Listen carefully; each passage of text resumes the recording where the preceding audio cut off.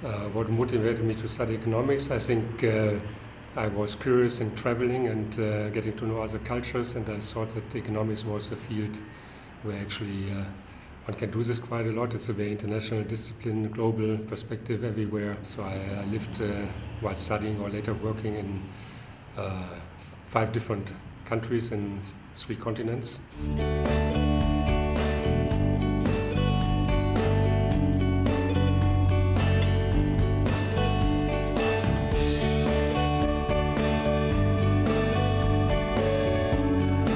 So I think my research is one step before really policy-oriented research that is immediately relevant. So I, for example, develop micro-econometric methods. I'm happy if people use it, also in applied research that really is in policy reports, but I don't need to be the person that actually does it. So I find it more interesting to be guided by my own curiosity more than by current policy issues. So I think a bit more long-term what to work on and what fascinates me.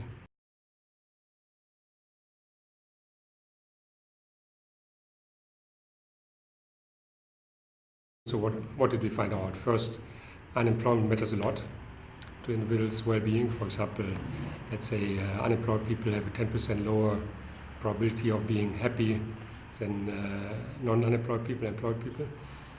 Secondly, we also found out that income is not that important.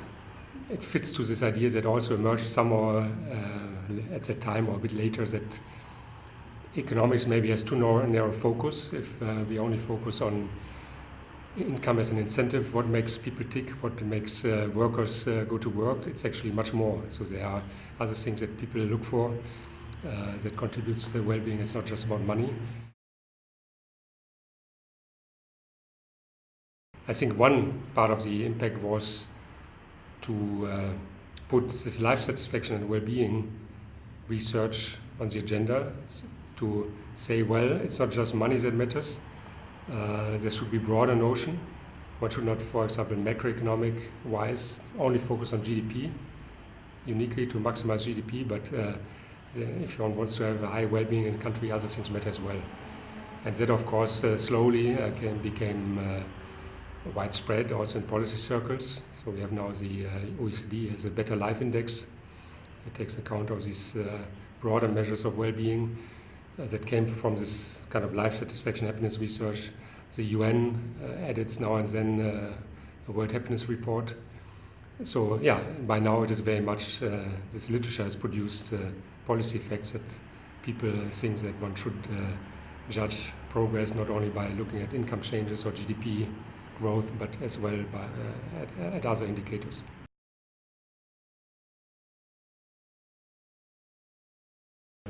It's clear for economists the basic income has some appeal, because as a labor economist, for example, one is very aware of these welfare traps.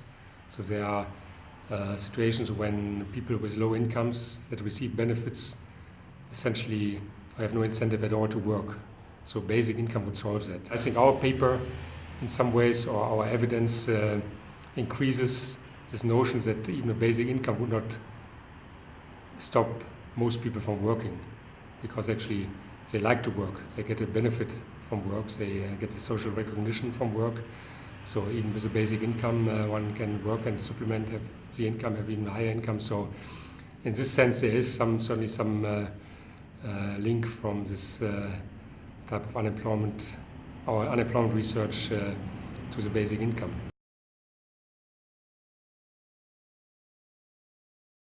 The most important thing for my own purpose is, of course, that the SOEP included already in '84 this life satisfaction question, which no other survey had and which was quite visionary at the time. And I think it paid off nicely for the SOEP and for many researchers. So now we have, well, how many years? We have more than 30 years of data, 32 this year. And so there are tremendous opportunities also for future research to look at this long time series of consistent measurements in life satisfaction.